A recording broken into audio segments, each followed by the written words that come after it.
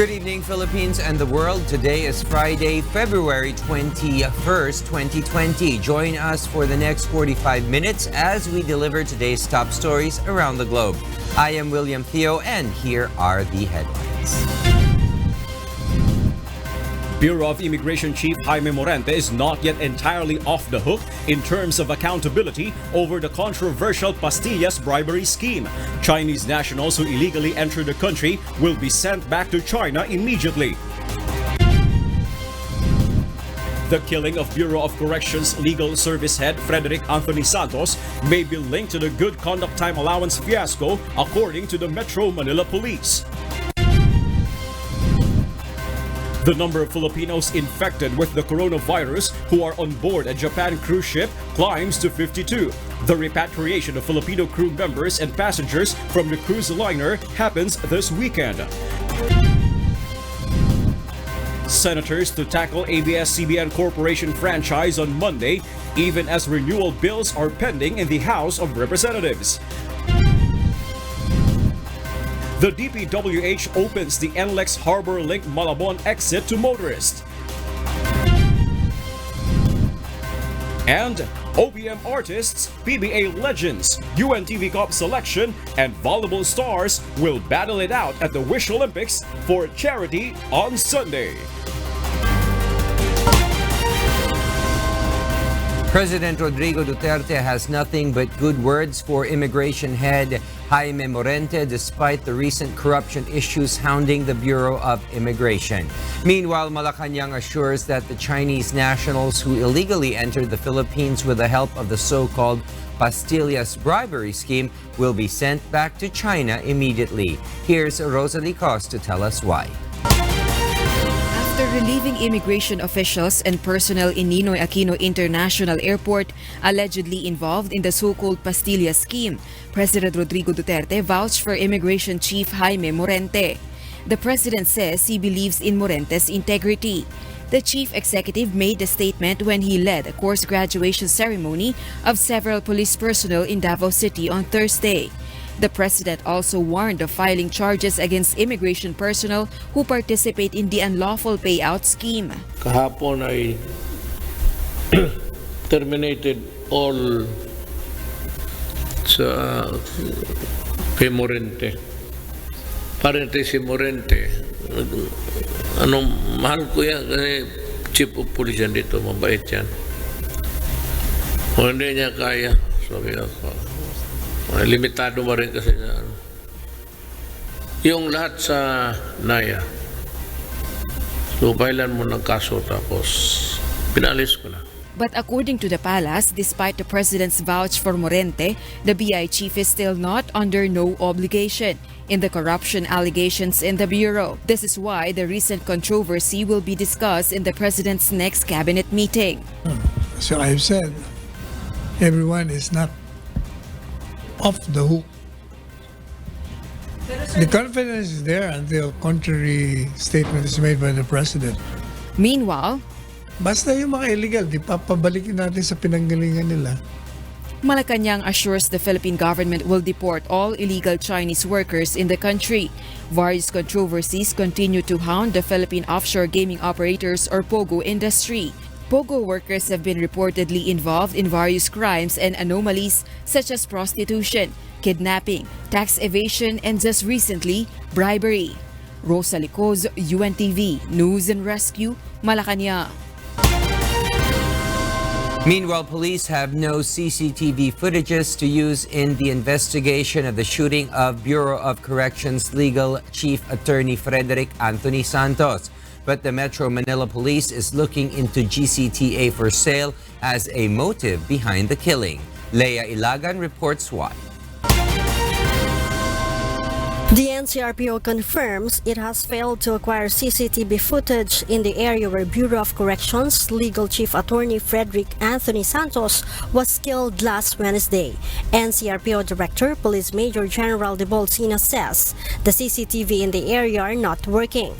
The dash camera of the victim's car was not able to capture the incident because the suspects passed through the left side of the vehicle towards the driver.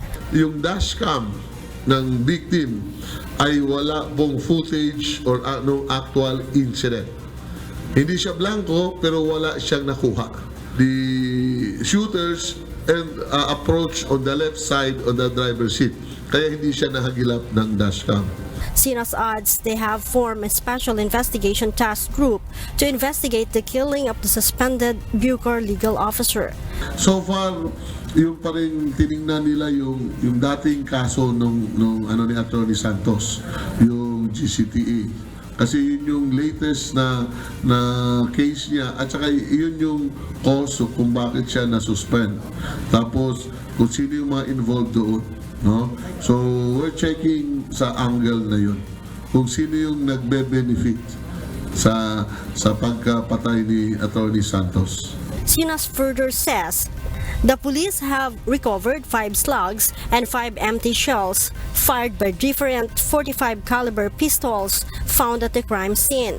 Meron pong 2 suspect. The suspects were on board motorcycles.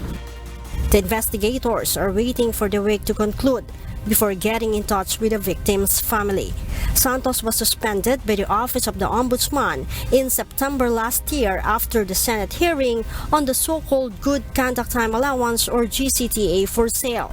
The senior Bucor official was supposed to return to work in March. Leia Ilagan, UNTV News and Rescue.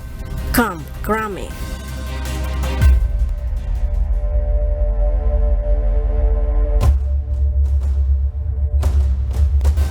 South Korean officials designated 2 cities as special care zones while its military confined troops to their bases in a desperate effort to contain the spread of coronavirus after a recent spike in cases.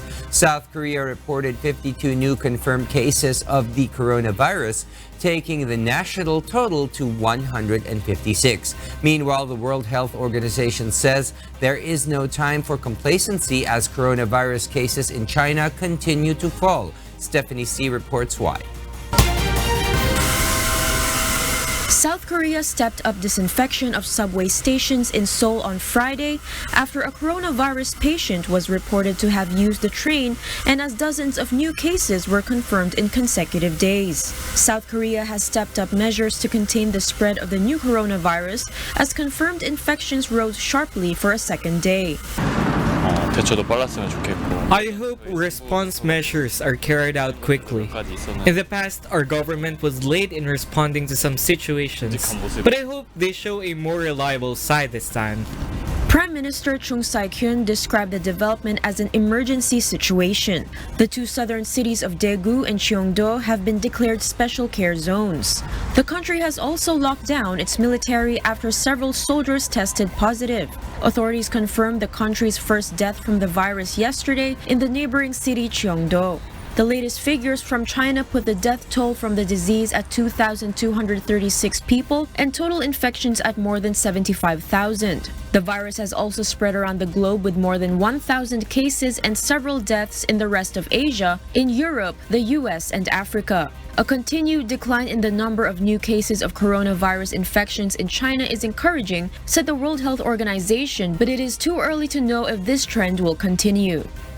This is no time for complacency. The WHO chief noted that the number of coronavirus cases in the rest of the world was very low compared to inside China. South Korea now has a total of 156 cases, making it the largest cluster outside mainland China and the cruise ship docked off Japan.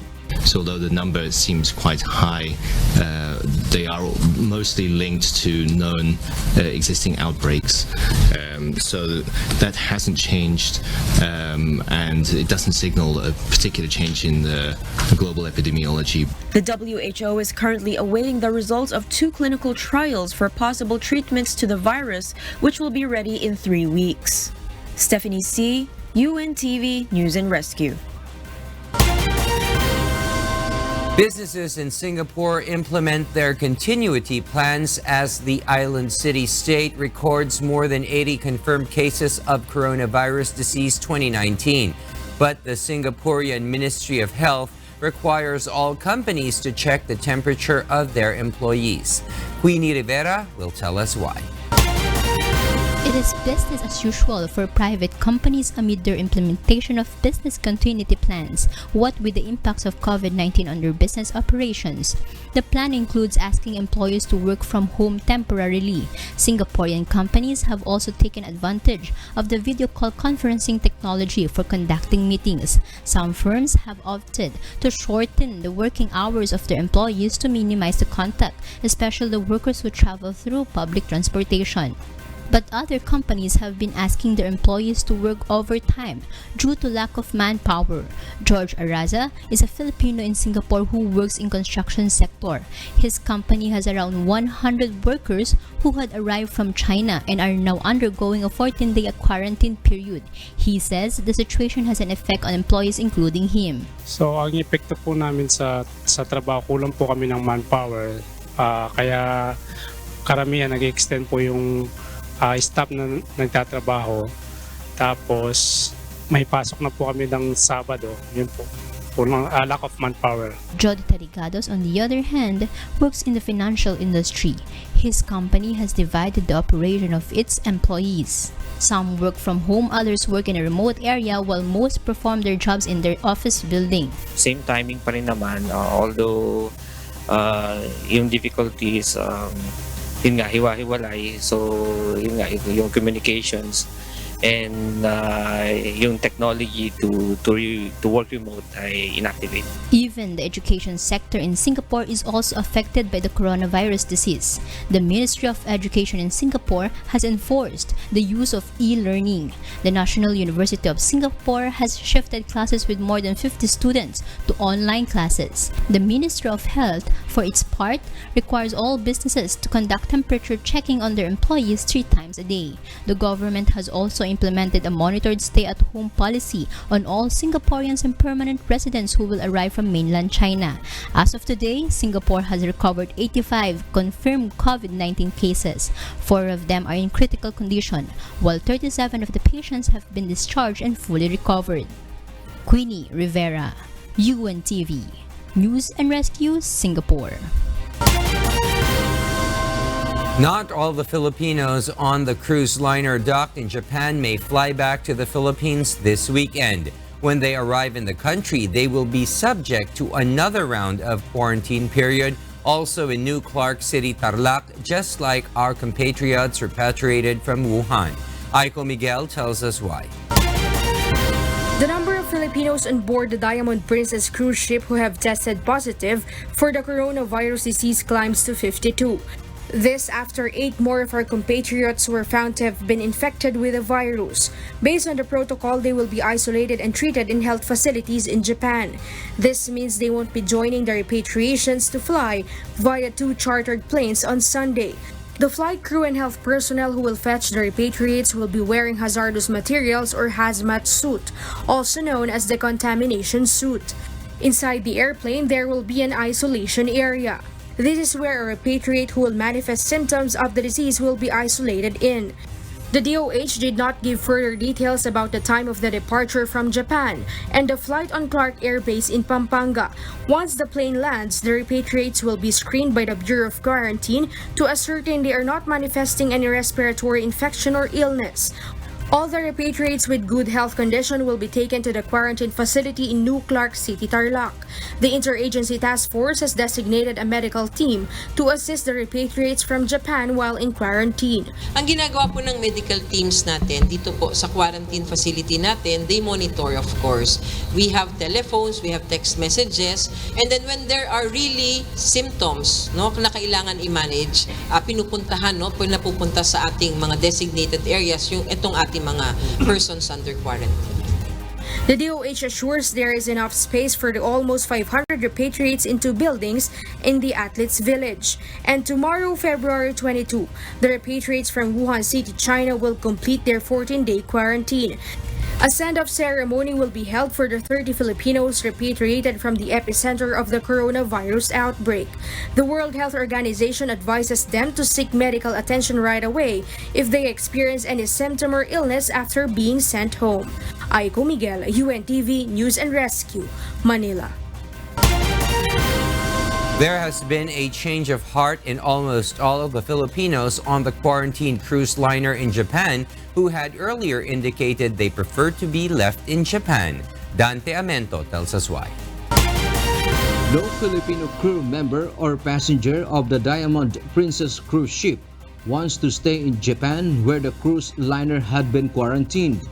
But after the 14-day quarantine period ended on Wednesday, February 19, 495 Filipinos remain inside the sea vessel. So even those that had earlier indicated that they would want to stay behind, there has been a change of heart by almost all of them. 2 chartered planes will be used for repatriation from the port of Yokohama. The DOH maintains the repatriation will be voluntary. So the department is still considering that some of those who have decided to go back to the Philippines may still weigh their options. They cannot be sure until yung magbo-board na. Okay? Because syempre may mga nagde-decide dyan, yung iba they might want to stay behind. The others might have second thoughts or yung dating ayaw gusto na ngayon. So let's just have an indicative number of 500. The DOH clarifies if somebody will be found symptomatic of COVID-19 before the scheduled flight to the Philippines on Sunday, he or she will be left in Japan for treatment. Upon arrival in the country, the repatriates will undergo another 14-day quarantine period in the athletes' village of the New Clark City Sports Hub in Tarlac Province. Dante Amento, UNTV News and Rescue, City of Manila. Welcome back. Sari-sari stores, eateries, and computer shops built on sidewalks won't be spared from the second round of clearing operations of the national government. Just like what happened to such establishments in a barangay in Quezon City today. Let's find out why from Asher Cadapan Jr. It has been days since the Department of the Interior and Local Government, or DILG, mandated local government units on Monday, particularly barangay officials, to clear out obstruction on local roads and sidewalks. The Metropolitan Manila Development Authority, or MMDA, conducted another clearing operation today in response to requests from local government units. Ilang beses na hong nagbibigay ng deadline ng DILG para ho sa mga local officials, especially ho sa barangay level.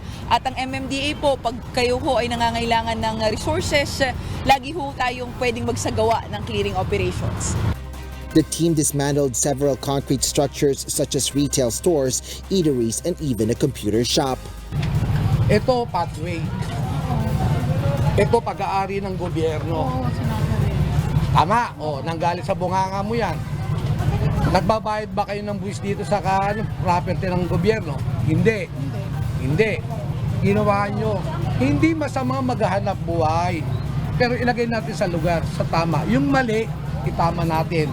Barangay Chairman Arturo Tambis of Barangay Manresa in Quezon City explained that he has been telling residents to remove any obstructions from roads and sidewalks. Pinigil ko naman din talaga yan na huwag magtayo na magigibalan din. Tinuloy talagang tinuloy. Medyo paano pa. Pinabayaan ko na lang, sige. Kung yan ang gusto mo. The DILG is giving local officials 75 days from February 17 to clear all local roads and sidewalks aside from highways. Non-compliance with the mandate may result in charges for gross negligence of duty and grave misconduct. It can be noted that several mayors are facing administrative case after failing the 60-day clearing operations implemented last year. Asher Cadapan Jr., UNTV News and Rescue, Quezon City. After a random drug test on about 6,000 police personnel in Metro Manila, the National Capital Region Police Office Chief concludes that the President's narco list is true. Meanwhile, of the 31 NCRPO cops on the drug watch list, 9 will be marked AWOL. Leia Ilagan explains why. One police commissioned officer and 6 non-commissioned officers of the National Capital Region Police Office or NCRPO tested positive for illegal drugs after almost 6,000 Metro Manila cops underwent random drug tests. The result has been confirmed by NCRPO Director Police Major General Dibol Sinas himself. General Sinas further says that among those who took the random drug examination are 22 of the 31 Metro Manila police officers included on President Rodrigo Duterte's narco list. One of those who tested positive of illegal drugs is Police Staff Sergeant Ronald Carpio, who is included on the President's drug watch list. It only proves na talagang may katotohanan yung listahan na yun. The 7 policemen have been disarmed and will undergo a pre-charge investigation for administrative charges according to Sinas. The Metro Manila Police Chief further says that of the 31 NCRPO personnel on the narco list, 22 are undergoing the adjudication process, but 9 are still no-show until today. Yung siyam po ay awol na po. Inawol na po namin yung siyam para po gagawa ng mga paraan para makat yung sweldo niya and hopefully they will be dismissed from the police service. Sinas refuses to name the 31 Metro Manila cops on the narco list except Carpio, who tested positive for illegal drugs through the random drug test. Leia Ilagan, UNTV News and Rescue, Camp Crame. And in other news, there will be no Senate session on Monday, but the Senate committee hearing on ABS-CBN Corporation's franchise renewal application will proceed. Harleen Delgado details why. On Monday, February 24, the Senate Committee on Public Services, headed by Senator Grace Poe, will begin to hear the franchise renewal application of ABS-CBN Corporation.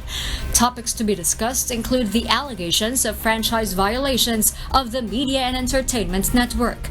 Aside from ABS-CBN, 6 other media networks are included in the agenda, namely Golden Broadcast Professional Incorporated, Gold Label Broadcasting System Incorporated, Broadcast Enterprises and Affiliated Media Incorporated, First United Broadcasting Corporation, Crusaders Broadcasting System Incorporated, and Bicol Broadcasting System Incorporated. ABS-CBN executives and concerned government agencies are expected to attend the hearing. Senator Poe has earlier said that some of the resource persons they invited have confirmed to attend the hearing. The lawmaker adds they have invited Solicitor General Jose Calida, who filed a quo warranto petition against ABS-CBN. Meanwhile, for the very first time, ABS-CBN CEO Carlos Katigbak has spoken in the midst of the controversy. Katigbak believes there is no reason for ABS-CBN to stop its service to the public. Sa mga darating na araw, mabibigyan kami ng pagkakataong linawin ang mga issue tungkol sa aming prangkisa. Wala po kaming nakikitang dahilan para hindi magtuloy ang paglilingkod ng ating ABS-CBN. Gayunpaman, kami ay handang sumunod sa anumang proseso na dapat pagdaanan ayon sa batas. Katigbak adds they are leaving the fate of the network on the hands of the lawmakers. Sa aming mga mambabatas, nasa inyong kamay po ang kinabukasan ng ABS-CBN. Nagtitiwala po kami sa sinabi ninyo na mabibigyan kami ng pagkakataong sagutin ang mga katanungan ng mga mamamayan.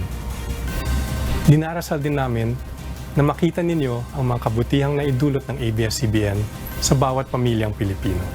Senate Majority Leader Miguel Zubiri has earlier announced that the Senate session on Monday is canceled to give way to the hearing. He adds most of the senators will attend the hearing. The public hearing on ABS-CBN Corporation's franchise will be aired through a UNTV special coverage. Harleen Delgado, UNTV News and Rescue, Quezon City. Good news for motorists. You can now pass through the Malabon exit of the North Luzon Expressway Harbor Link. Using this road will be free of charge for a whole month. Joanne Nano tells us why. The Department of Public Works and Highways or DPWH today officially opened the 1.2-kilometer Malabon exit of the North Luzon Expressway Harbor Link.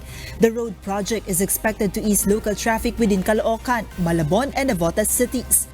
Well, napakalaking bagay dahil sa ngayon, bukas naman po yung Harbor Link. Pero pagbaba ng kotse sa C3, nag-iimbudo dahil sa medyo makitid. Pero ngayon po, dahil sa exit, pag galing po sa NLEX, pwede nang bumaba sa dagat-dagatan, diretso na sa either C4, at from C4, pwede na mag-R10.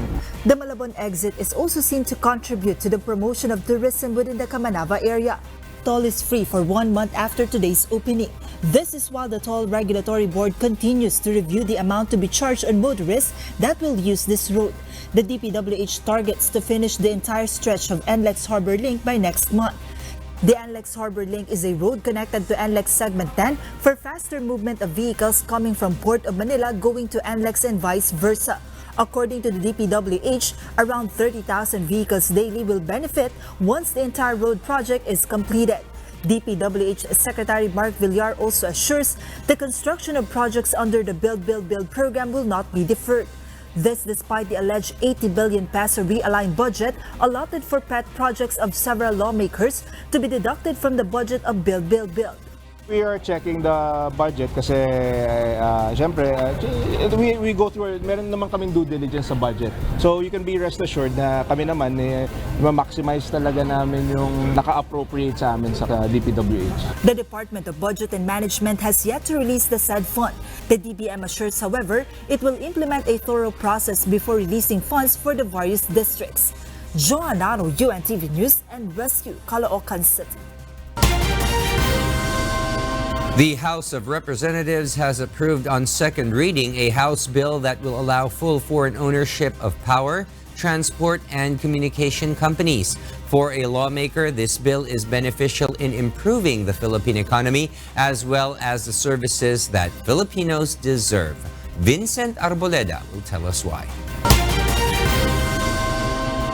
House Bill 78 got another approval during its second reading at the House of Representatives last Tuesday. According to ang Asosasyon sa Mahungumang nga Bisaya OWA or ABSCBN Representative and Economic Affairs Chairperson of the House of Representatives, Congresswoman Sharon Garin, this bill seeks to differentiate public utility from public services. Under the bill's definition, only 4 sectors remain to be considered as public utility. These are distribution of electricity, transmission of electricity, water pipeline distribution, and sewerage pipeline system. Hence, these allow full foreign ownership of companies that cater the telecommunication and the transportation sectors. With the services presently available from existing telecommunication companies, Garin says meager services are not enough.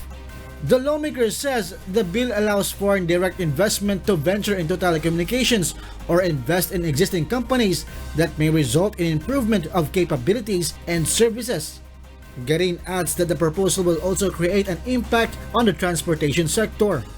It may even contribute in lowering the cost of commodities. The cost of our vegetables, our agricultural products, 50% of that is shipping cost lang.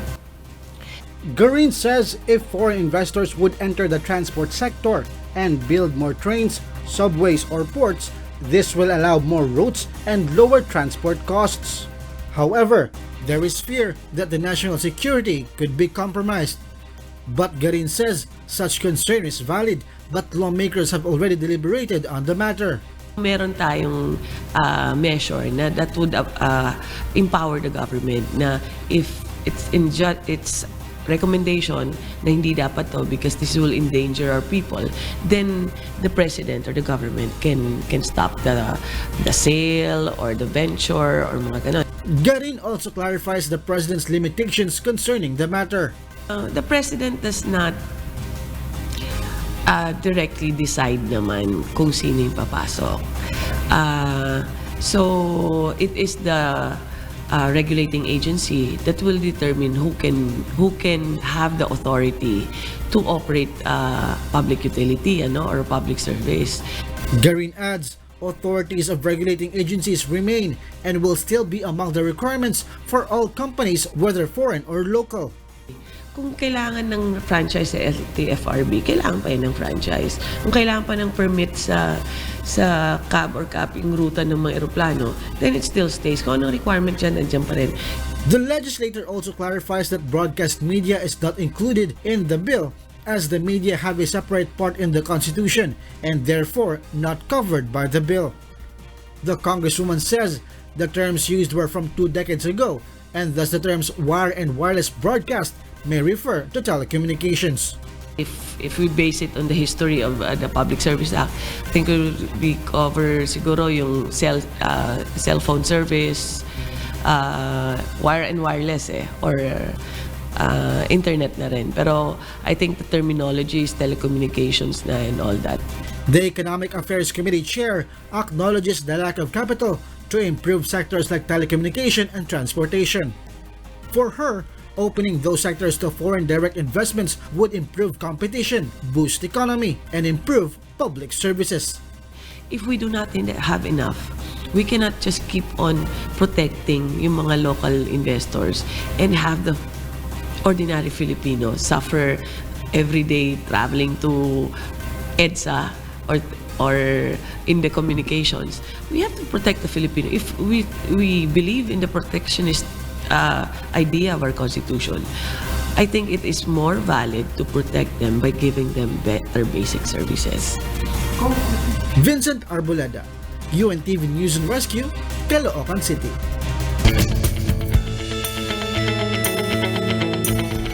It is general knowledge that drinking 8 glasses of water every day is good for our health. But what time of the day is best to do so? Jun Sorial reports. The hot season is just around the corner. Expect dripping sweat whether you're in the middle of a physical activity or not. Experts advise to drink 8 to 10 glasses of water every day. Keeping the body hydrated helps in maintaining normal temperature as well as the bodily functions. Pagka dehydrated ka, maraming processes ang mawawala sa'yo. Remember that almost 60% ng katawan natin is tubig sa lalaki. Sa babae, around 50%. No? So, ganyan yan. So, kailangan ng the vital organs natin ng tubig talaga. 8 to 10 glasses of water is the average amount of water a person must consume. But for those with kidney ailments, it is best to consult a doctor. Experts say that there is an optimal time to drink water in order to maximize its effectiveness to our body. How can drinking water be effective? Studies show that drinking a glass of water right after waking up helps in activating the internal organs. By doing this, the body will be hydrated after a night of sleep. This also helps to get rid of toxins from the body before having breakfast. 30 minutes before eating, drink a glass of water. This helps in digestion. And then, drink water again 1 hour before the meal. Experts explain that by drinking water less than 30 minutes before and less than 1 hour after eating, the digestive juices are dissolved, which should have broken down the food you ate into nutrients that your body needs. And before sleeping, drink 1 glass of water. By doing so, you are helping your own body replenish the fluids that may be lost during the entire night of rest. You can create your own schedule of drinking 8 to 10 glasses of water a day, depending on your daily activities. Remember, there is a right time for everything under the sun. Just do it right to reap the benefits. Jun Soriao, UNTV, News and Rescue, Caloocan City. Y News continues. State seismologists in the country may consider further lowering the status of the Taal volcano depending on the volcano's activities in the next few days. Ray Pelayo tells us why. There are 29 volcanic earthquakes recorded in Taal in the past 24 hours. The Philippine Institute of Volcanology and Seismology, or PHIVOLCS, says these earthquakes are associated with rock fracturing processes beneath and around the edifice. Emission of volcanic gases reach a height of up to 50 meters, which is considered weak. It has been exactly 7 days since PHIVOLCS lowered the volcano's status from Alert Level 3 to Alert Level 2. Department of Science and Technology Undersecretary and PHIVOLCS Officer in Charge Renato Solidum says that based on the standard operating procedure, they have to monitor the volcano for 2 weeks to decide if the alert level should be lowered, especially if there have been less volcanic activities. Basta tuloy-tuloy ang kanyang mga parametro na bumababa ang bilang, pwede nating masabi na pwede nating ibaba ito sa alert level number 1. Visiting the volcano island is strictly prohibited as it lies within the permanent danger zone. Soledum further says that the local governments should inspect their respective areas if they are safe to be inhabited, especially if fissures have developed. PHIVOLCS recommends not to construct houses for now because fissures may be generated when the Taal volcano's activities escalate. Ray Pelayo, UNTV News and Rescue, Caloocan City. When a strong earthquake occurs, buildings and other structures are among those usually affected. There are some that collapse, which pose danger to the lives of the occupants. But when can we say that a building is strong, and what are the primary reasons of its collapse? Dante Amento has the details. Buildings we are living in or occupying primarily serve as our protection from rain, heat, lawless individuals, and various disasters. We also spend most of our time working and doing other activities in these structures. But what if a building poses danger to your life instead? The United Architects of the Philippines says the design, location, and plan of towering and condominiums, commercial buildings, and houses must be done by a licensed architect. The architect understands the concern of the clients. Okay? The architect puts into concrete form the requirements the client wants to happen. Okay? Technically, the architect is the owner's advisor. There are 3 building height categories. Low-rise structures are as high as 1 to 4 stories. Mid-rise ranges from 5 to 7 stories. And high-rise buildings are as tall as 8 stories or more.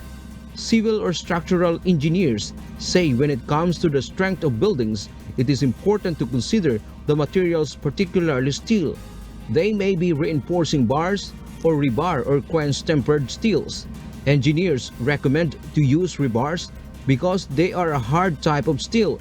Quench-tempered steel, on the other hand, pass through a heating process. The strength of a steel depends on its grade. Grade 33 usually used in constructing fences. Grade 40, meanwhile, is recommended for 2 to 4 story buildings. Grade 60 is for high-rise buildings, and grade 75 is a special kind of steel recommended for pillars, especially for structures that will sit near a fault line. To know the exact grade of a steel material, it is put under tensile test. Experts say one of the primary reasons for building collapse is the wrong grade of steel used. Ang kailangan po na rebar natin is ductile, yung pinakang property niya. Ibig sabihin, ng ductile, makunat po siya. Hindi siya basta mag-fail na abrupt na failure. Yun po yung kailangan kasi ng property at mechanical property ng materials na selected ng mga structural engineers.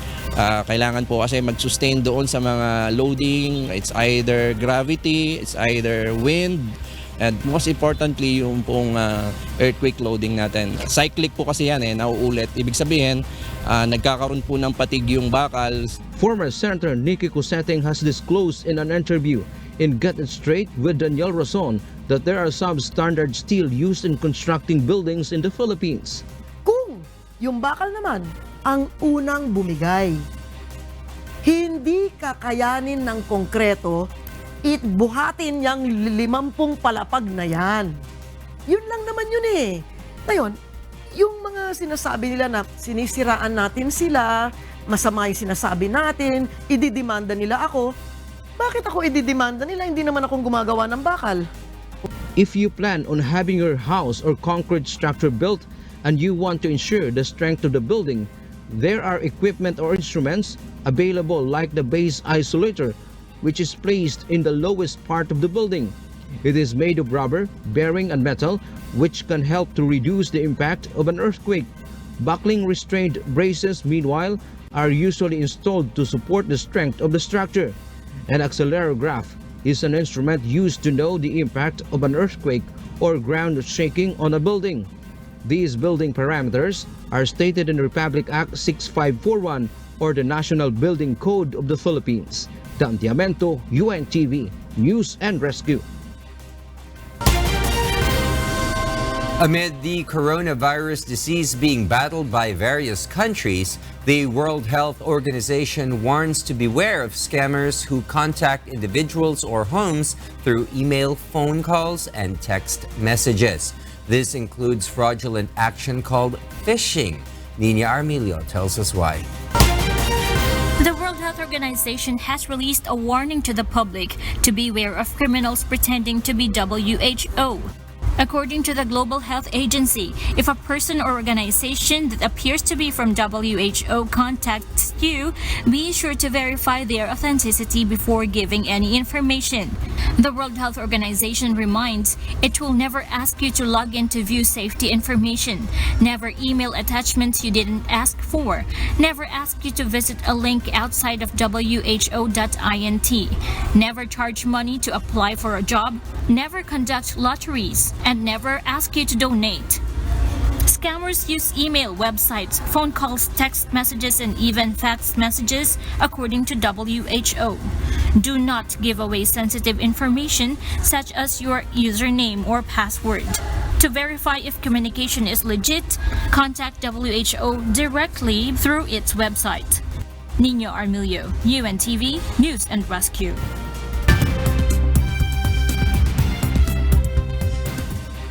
And for the news abroad, here's Stephanie C. reporting live from Hong Kong. Stephanie, good evening. Good evening, William.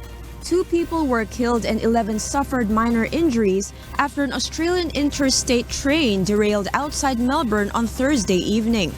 The train, which was traveling from Sydney, came off the rails near the town of Wallen. Police said an unnamed male driver and a woman pilot died in the derailment. 153 passengers were on the train at the time.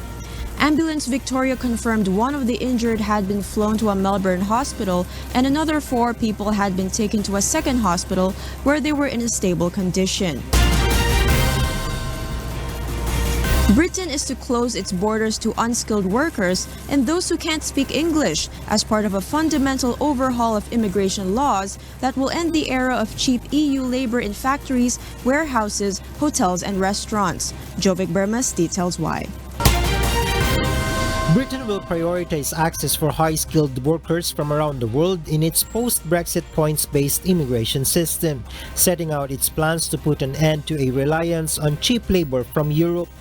Concern over the impact of high levels of immigration from the European Union was one of the key drivers behind Britain's 2016 vote to leave the bloc, and the government has said it plans to bring overall migration numbers down. The new system will assign points for specific skills, qualifications, salaries, or professions and only give visas to those who have enough points. It will come into force from January 1st, 2021 and will treat EU and non-EU citizens the same. Well, it is a radical shake-up completely. We are bringing an end to free movement of labour, which of course is linked to our membership of the European Union. And as you've already said, we are no longer going to have a route for low-skilled workers to come to the UK. But business groups said that many firms relied on overseas labour and cautioned there may not be enough domestic workers to tend crops, care for patients, and serve food, a deficit that could undermine the world's 5th largest economy. EU citizens will not need a visa to enter Britain as a visitor for up to 6 months. The Home Office said it would follow a recommendation made last month by the Migration Advisory Committee, an independent body which advises the government to lower the minimum general salary threshold for skilled migrants to £25,600 a year from £30,000. Skilled workers will need to meet criteria including specific skills and the ability to speak English, the government said, and those applying will need to have a job offer.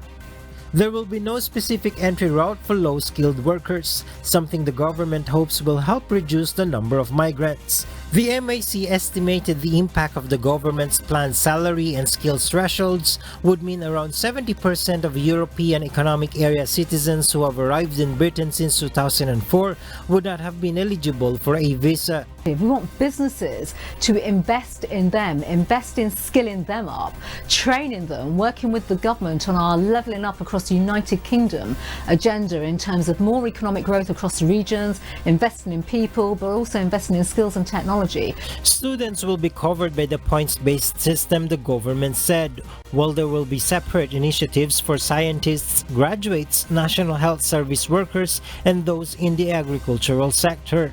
The opposition Labour Party's Home Affairs spokesperson Diane Abbott said government ministers were so anxious to look as if they're cracking down on immigration that they were ignoring potential detrimental effects to the national economy.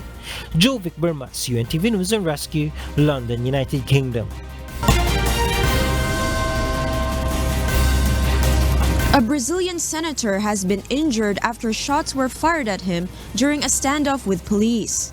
Meanwhile, scuffles broke out between police and residents of a village in central Ukraine as they protested the arrival of a plane carrying evacuees from China's Hubei province. Beverly Saison will tell us why. In Ukraine, dozens of protesters in a Ukrainian town have attacked buses carrying evacuees from coronavirus-hit China. The evacuees were being brought to the hospital in Novi Sandri in the central Poltava region, where they will be held in quarantine for 14 days. Many residents fear the virus could spread through the town, which has a population of about 10,000. Ukraine President Volodymyr Zelensky reassured Ukrainians that there was no danger, that the authorities had done everything possible to make sure the virus would not spread to Ukraine. To date, Ukraine has no confirmed cases of the virus. In Brazil, a left-wing Brazilian senator was shot and wounded on while he was trying to intervene in a strike called by military police in the northeastern state of Ceará. Senator Gomes, 56, was driving a digger towards a fence behind which a group of mass military police officers were protesting when he was hit by 2 bullets in the town of Sobral. He is in hospital in a stable condition. For months, members of the military police have been conducting strikes and protests to demand pay increases. Fazerem atos grevistas sob pena de serem presos. In Canada, a massive highway pileup south of Montreal left at least 2 dead and 60 injured. The accident involved more than 200 vehicles. The crash was caused by a strong snow squall that generated a sudden lack of visibility for drivers.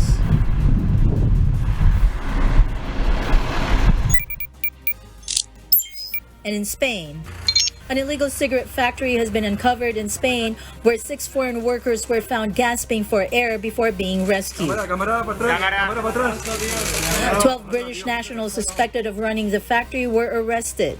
The bunker under horse stables in the southern province of Malaga could produce up to 3,500 counterfeit cigarettes an hour. It is the first underground counterfeit cigarette factory found in the EU, Europol, and Spanish police said. Beverly Saison, UNTV News and Rescue. And those are the news from the other parts of the globe. Back to you, William. Thank you, Stephanie C., reporting live from Hong Kong.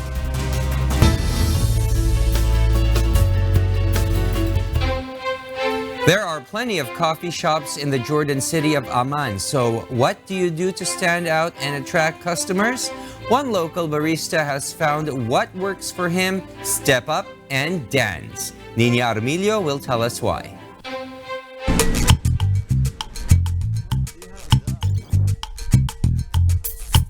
For Yemeni barista Khaldun Al-Azab, the streets of the Jordanian capital Amman are his stage, and motorists are his audience.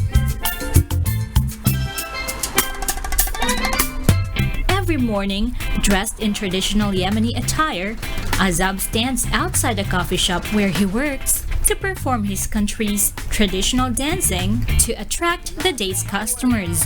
Originally from Yemen's Ib province, Azab came to Jordan in 2018, looking for a job after opportunities in his home country dried up because of the 5-year war. Azab relies on his rich Yemeni traditional and musical background for his daily performances. Dancing reminds me of my family and friends as well as the occasions and parties that I used to attend. I feel happy and comfortable while performing at the same time. I manage to attract customers who also enjoy.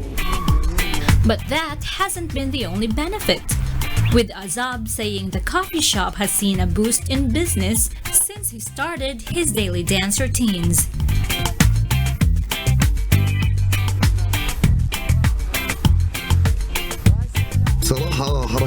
To be honest, his movements and atmosphere he creates on the streets attract people. Honestly, I come here because of him. Nino Armilio, UNTV News and Rescue.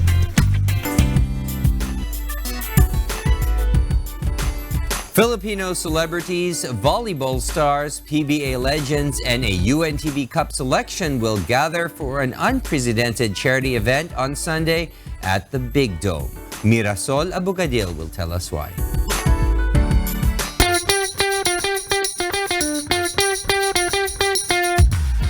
Wishers, get ready for heart-pounding matches on the hard court and on the volleyball court.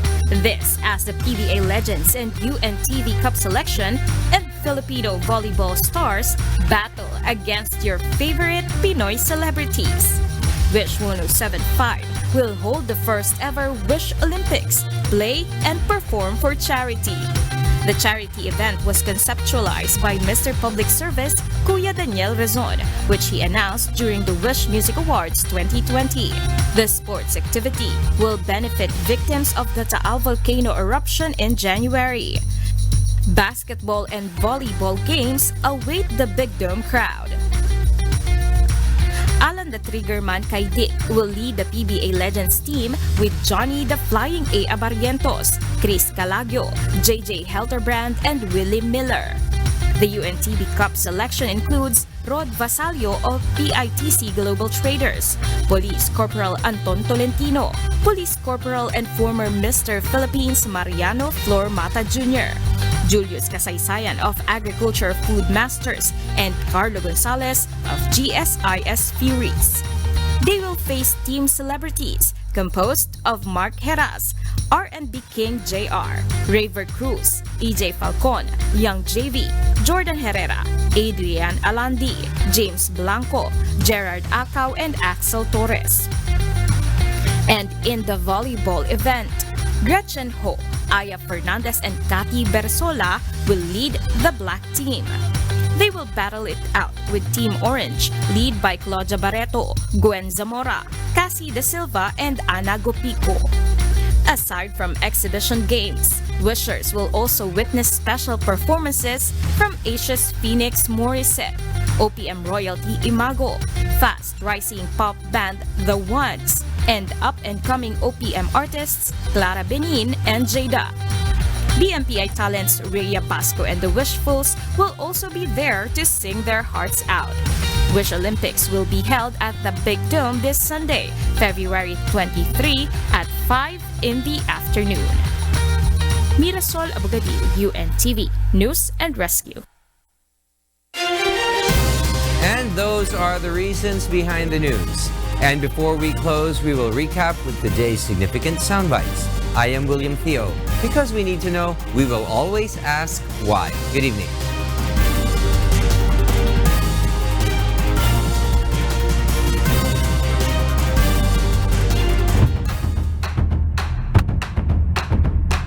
Morente. Mahal ko yan kasi chief of police yan dito, mabait yan. Kung hindi niya kaya, sabi ako, limitado mo rin kasi na yung lahat sa NAYA. So, pailan mo ng kaso tapos pinalis ko na. So I've said, everyone is not off the hook.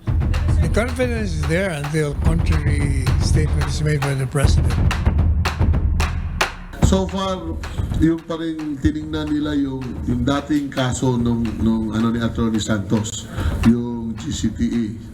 Yung pa rin yung tinitingnan doon kung may kinalaman ba yun. Kasi yun yung latest na case niya at saka yun yung cause kung bakit siya na-suspend. Tapos kung sino yung mga involved doon, no? So we're checking sa angle na yun. Kung sino yung nagbe-benefit sa pagkapatay ni Atty. Santos. The proportion is 1 medical team per 100 persons. Okay, so we have 5 medical teams in a day. Okay, composed of these 10 persons that we talk about. Sa mga darating na araw, mabibigyan kami ng pagkakataong linawin ang mga issue tungkol sa aming prangkisa. Wala po kaming nakikitang dahilan para hindi magtuloy ang paglilingkod ng ating ABS-CBN. Gayunpaman, kami ay handang sumunod sa anumang proseso na dapat pagdaanan ayon sa batas. We believe in the protectionist idea of our Constitution. I think it is more valid to protect them by giving them better basic services.